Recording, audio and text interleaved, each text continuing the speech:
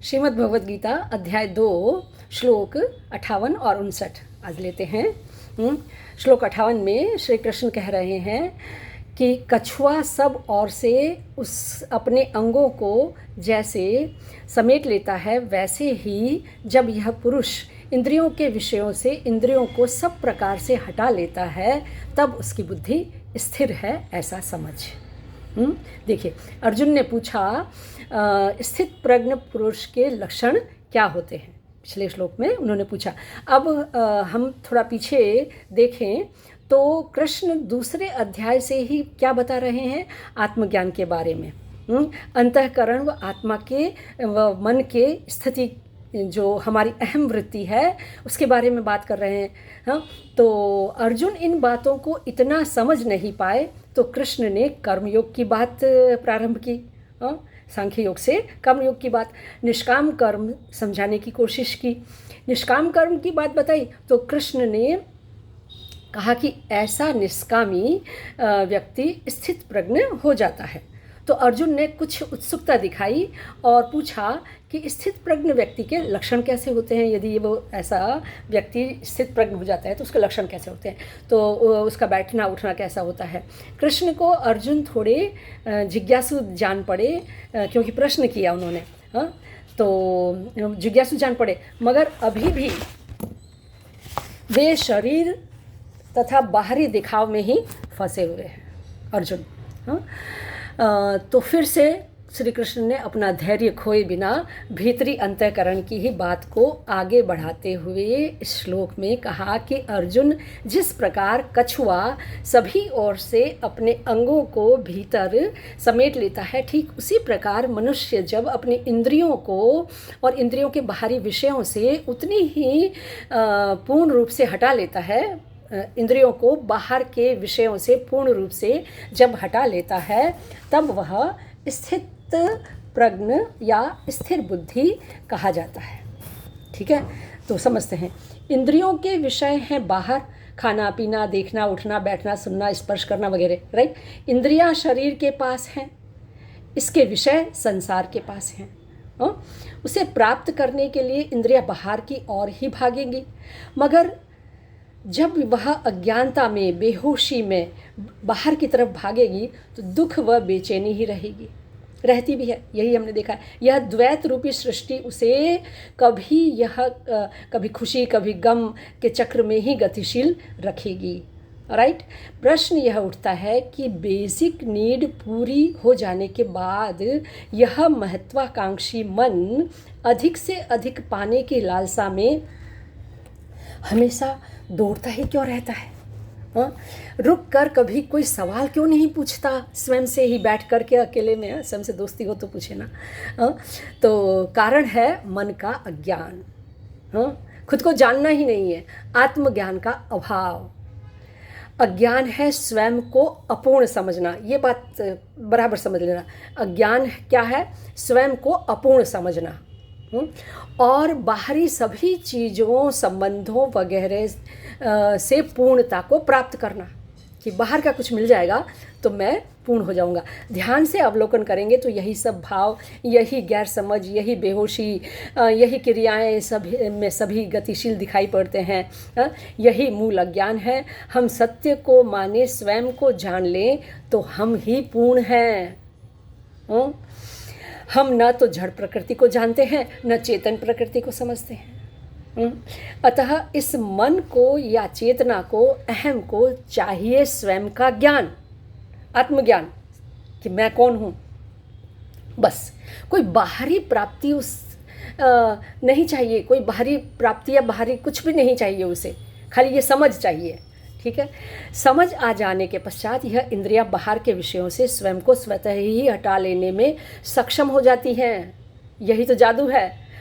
वह अपनी क्षमता की सभानता के साथ, अपनी खुद की क्षमता और सत्ता की सभानता के साथ बाहर समत्व भाव से निष्काम होकर विवेक बुद्धि के साथ अपने कर्तव्य कर्म फिर करती है। यदि अपने आप को समझ ले तो वह अपने भीतर ही स्थित प्रज्ञ हो जाती है। ऐसा मुनि स्थिर बुद्धि कहा जाता है। यह कृष्ण बता रहे हैं। ठीक है, तो अब लेते हैं 59 श्लोक। कृष्ण कहते हैं, इंद्रियों के द्वारा विषयों को ग्रहण न करने वाले पुरुष के भी केवल विषय तो निवृत्त हो जाते हैं, परंतु उसमें रहने वाली आसक्ति निवृत्त नहीं होती। इस स्थित प्रज्ञ पुरुष की तो आसक्ति भी परमात्मा का साक्षात्कार करके, मीन्स उसे जान करके निवृत्त हो जाती है। समझते हैं, इंद्रियों के द्वारा विषयों को ग्रहण न करने वाले पुरुष माने चेतना। कौन? चेतना, जीव। अर्थात जिन व्यक्तियों ने भोगों से, बाहरी भोगों से इंद्रियों को जबरन या इच्छा सहित कुछ समय के लिए खींच लिया है, रोक लिया है। उदाहरण के लिए नवरात्रि में ब्रह्मचर्य का पालन करना, 11 है तो 11 कर लेने का संकल्प करना, आज सोमवार है, आज शुक्रवार है वगैरह व्रत व उपवास करना, यह सब कुछ समय के लिए, यह सब कुछ समय के लिए इंद्रियों को वश में रखने की बाहरी या व ऊपरी तौर तरीके हैं, जिससे कि एक नैतिक व्यवस्था जरूर बनी रहती है, एक संतुलन सा बना रहता है शरीर के साथ। और हम इस बात को कैसे करते हैं? मेरे माता पिता, मेरे दादा दादी, परदादा भी, सभी पूर्वज इसी प्रकार से तो कुछ करके करते रहे और फिर चले गए। क्या हुआ पता नहीं। उनका जीवन देखें तो वही हमारी सतह का ज्ञान और वही मैं, मेरा और मेरे के रूप सा बंधन, यही जीवन था। तो प्रश्न उठता है, प्रश्न अपने आप ही उठना चाहिए कि निश्चित ही इसके आगे कुछ होगा। ये तो चक्र है जिससे हमारी चेतना अनभिज्ञ रह रही है।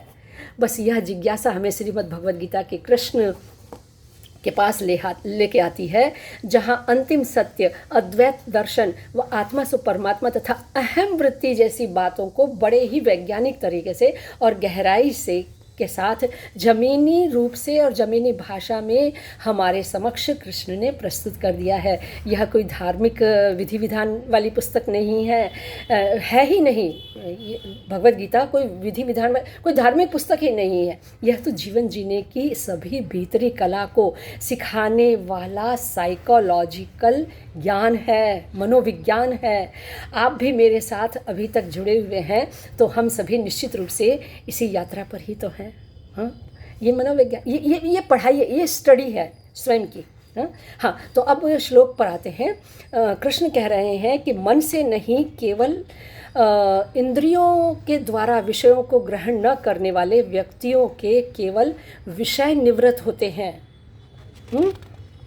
जैसे खाना पीना, भोगना वगैरह, परंतु उनमें रही हुई हमारी जो भीतरी आसक्ति है, अर्थात जो उसके साथ हमारा अटैचमेंट है, हमारी कमजोरी है, वह मानसिक रूप से भीतरी तौर पर सत्य व ज्ञान व समझ के साथ हमेशा के लिए नहीं होती, इसलिए वो छूट नहीं पाते हैं। यदि यह कमजोरी, यह भीतरी तौर पर ज्ञान हमें समझ मिल जाए तो फिर यह हमेशा के लिए छूट जाते हैं, कुछ समय के लिए नहीं, हमेशा अपने आप ही छूट जाते हैं। बस समझ जरूरी है। लेकिन स्थिर बुद्धि या स्थित प्रज्ञ व्यक्ति को तो इंद्रियों व इंद्रियों के विषयों के प्रति आसक्ति भी छूट जाती है, क्योंकि वह सदा ही परमात्मा के साथ, माने अपने ज्ञान और बोध और चित्त में ही मग्न रहता है। संसार में रहते हुए वह अपनी भीतरी ही मौज मस्ती में डुबकी लगाता है। बाहर के किसी भी विषय संबंध या चीज़ वस्तुओं से व्यक्तियों में उसकी कोई मानसिक आसक्ति रहती ही नहीं है। बाहर तो मात्र कर्तव्य कर्म है, निष्काम कर्म है, और भीतरी सत्य का साथ बस सत्य के साथ जीने का आनंद है भीतर। यही मुक्त जीवन जीने का रहस्य है, यही मोक्ष है, यही जीते जी मुक्ति है, जो हमें इसी जीवन में अंत समय तक ऊर्जावान रखती है। साहब ये बात समझ रहे? तो लाइक कीजिएगा, सब्सक्राइब कीजिएगा, शेयर और कमेंट्स भी कीजिएगा। जियो गीता के संग, सीखो जीने की ढंग।